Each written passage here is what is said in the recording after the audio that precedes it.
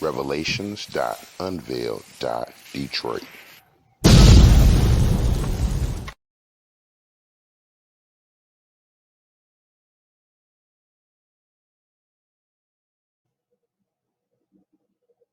Wondrous review in the wisdoms of Solomon of the apocryphal text.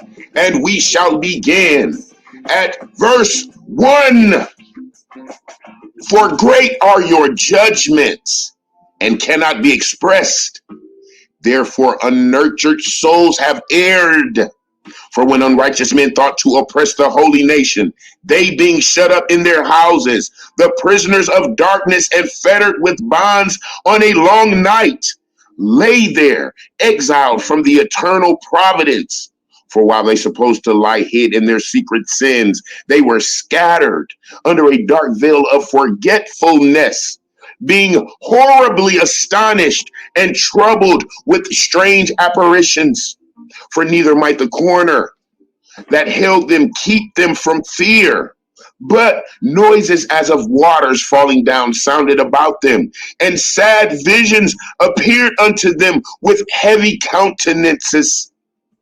No power of the fire might give them light, neither could the bright flames of the stars endure to lighten the horrible night. Only there appeared unto them a fire kindled of itself, very dreadful. For being much terrified, they thought the things which they saw to be worse than the sight they saw not. Verse 7.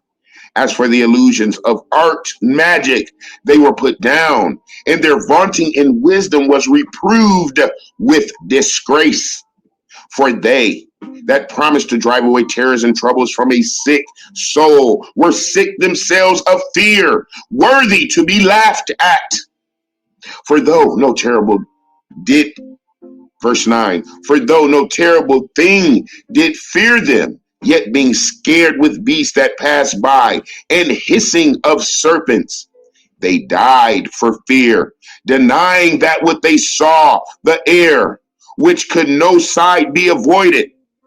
For wickedness, condemned by her own witness, is very timorous, and being pressed with conscience always forecasteth grievous things.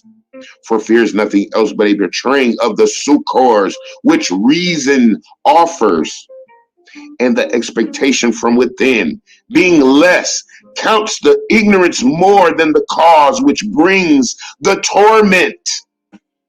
But they sleeping the same sleep that night, which was indeed intolerable, and which came upon them out of the bottoms of inevitable hell, where partly vexed with monstrous apparitions, and partly fainted, their heart failing them, for a sudden fear, and not looked for, came upon them.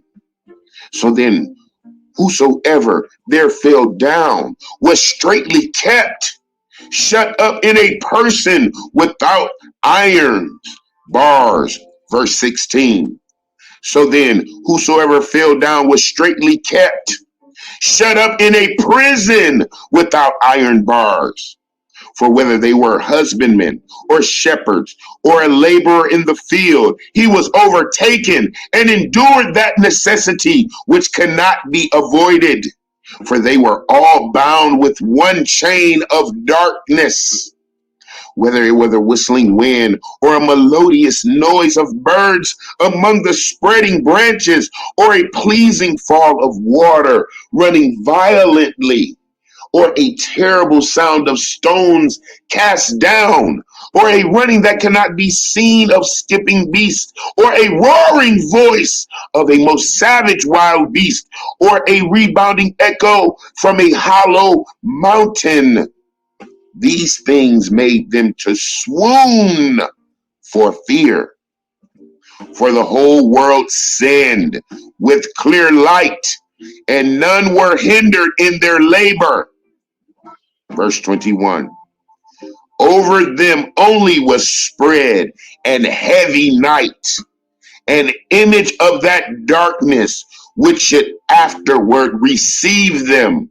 But yet were they unto themselves more grievous than the darkness. Woo! And until we are together again, I love you. I love you. I love you. To be continued.